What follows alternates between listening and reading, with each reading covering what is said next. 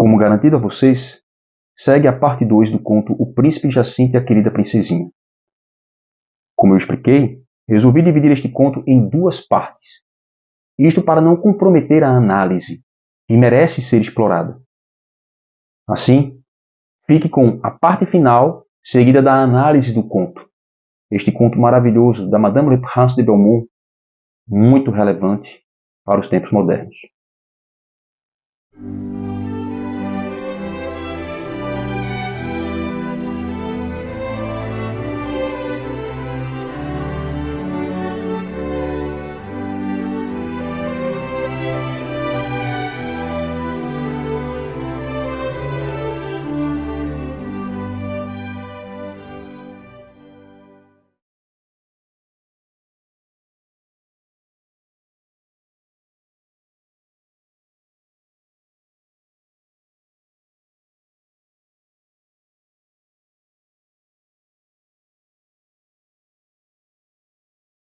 Eu sei que uma pessoa pode ser muito boa, embora tenha um nariz desse tamanho. Jacinto então começou a se incomodar e resolveu se despedir da velha e ir embora. A velha então, querendo ajudar Jacinto ainda mais, conseguiu recuperar a princesa, pegou a princesa e prendeu-a num castelo de cristal. E deixou o castelo às vistas de Jacinto para que ele facilmente o encontrasse. À vista do castelo, ele então percebeu a presença da princesa e foi tomado de uma enorme felicidade. Contudo, fez de tudo para livrar a princesa daquele encantamento e não conseguiu. Triste e abatido, aproximou-se então da querida princesinha e perguntou-lhe se poderia pelo menos beijar-lhe a mão. A princesa consentiu. Quando ele foi tentar beijar a mão da querida princesinha, ele não conseguia beijar a mão porque o seu nariz, grande demais realmente, estava atrapalhando. Tomado de uma grande tristeza, então, Jacinto teve que admitir: meu nariz realmente é muito comprido. E no que admitiu isso, o encantamento então se quebrou. O castelo então foi a frangalhos, se quebrou todo e a princesa foi liberta do seu encantamento. A fada então se aproximou e disse: está vendo, Jacinto? No fundo, eu só queria te ajudar. As pessoas são realmente incapazes de perceber os seus defeitos, tanto da mente quanto do corpo. Incapazes até que o reconhecimento desses defeitos tenha que passar por alguma situação na qual elas precisem admitir para conseguirem aquilo que tanto almejam. Jacinto então aprendeu a lição.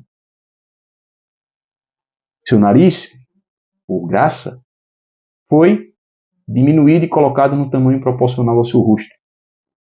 Casou-se com a querida princesinha e viveram felizes para sempre.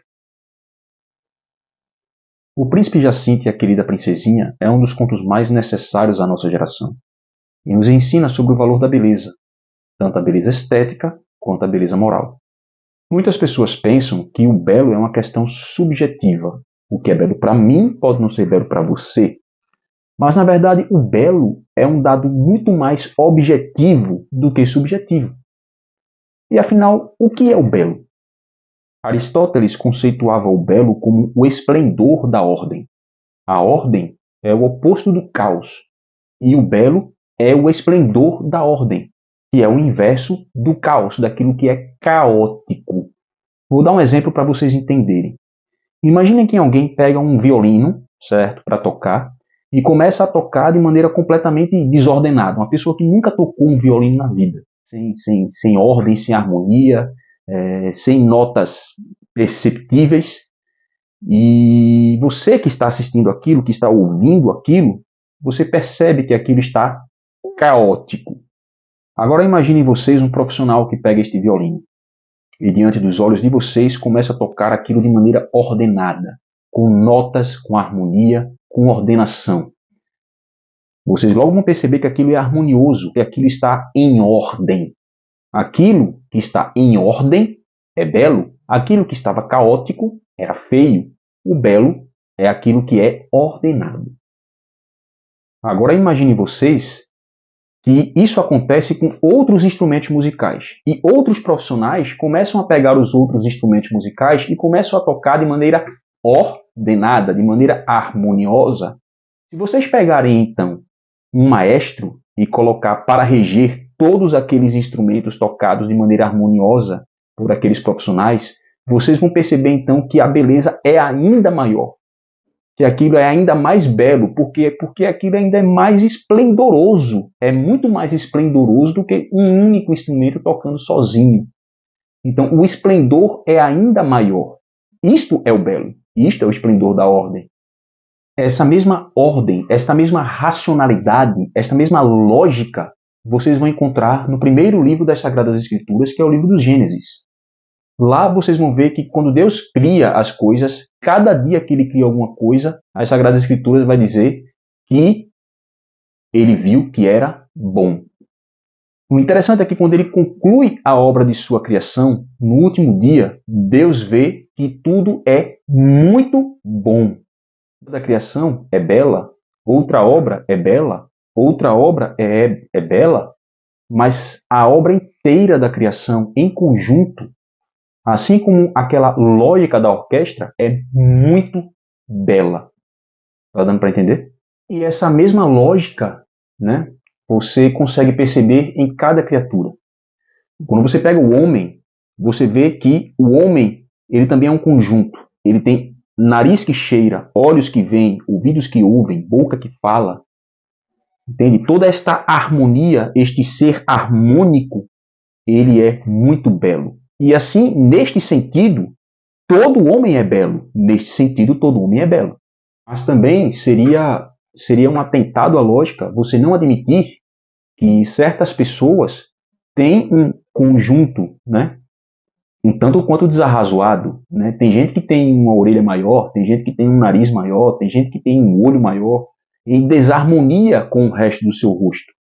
Tem pessoas que são esteticamente mais belas do que as outras. Seguindo este raciocínio aristotélico, existem pinturas que são mais belas que outras, existem arquiteturas que são mais belas do que outras, existem esculturas que são mais belas do que outras. Por quê? Porque são mais harmoniosas. Assim o é também com a beleza interior. Há homens que são mais belos interiormente do que outros. E como que um homem vai ser belo interiormente? Quando ele for um homem que, com mais insistência, persiga e se aproxime da sabedoria mais do que os outros. O de São Vítor, ele vai ensinar que existem dois requisitos para que o homem consiga ser um sábio verdadeiro. O primeiro é a humildade, o segundo é a vivência virtuosa, uma vida virtuosa. A humildade porque sem humildade você vai achar que sabe de tudo e que não precisa aprender mais nada. Sem a vivência das virtudes, o homem cai nos vícios. E quando o homem cai nos vícios, ele não consegue enxergar a verdade.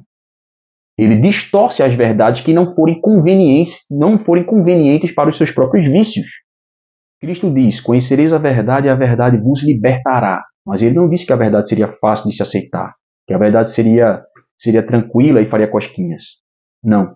A verdade, no mais das vezes, ela é desagradável e dolorosa, mas ela liberta.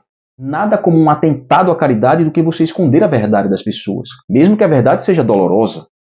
Por mais que parecesse uma atitude má da fada, ela dizer para o príncipe que o seu nariz era feio, que o seu nariz era grande, que o seu nariz era desproporcional, né? É até cômico isso quando você lê no conto, mas ela estava ali fazendo um favor, ela estava ali mostrando a verdade, por mais que ela seja desagradável. Está dando para entender?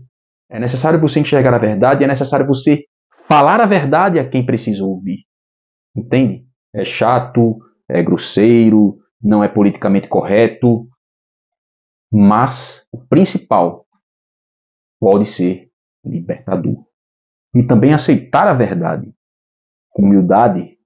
Como dizia Santo Agostinho, prefiro aqueles que me criticam porque me corrigem, do que aqueles que me elogiam porque me corrompem. O príncipe Jacinto só foi feliz, verdadeiramente, quando enxergou a verdade. Ele não foi feliz quando lhe esconderam a verdade a vida toda, bajulando-o. Ele não foi feliz quando, por orgulho, não quis dar ouvidos à verdade que lhe foi transmitida, ele só foi feliz quando ele enxergou a verdade. Quando ele enxergou a verdade, foi doloroso, mas ele foi liberto.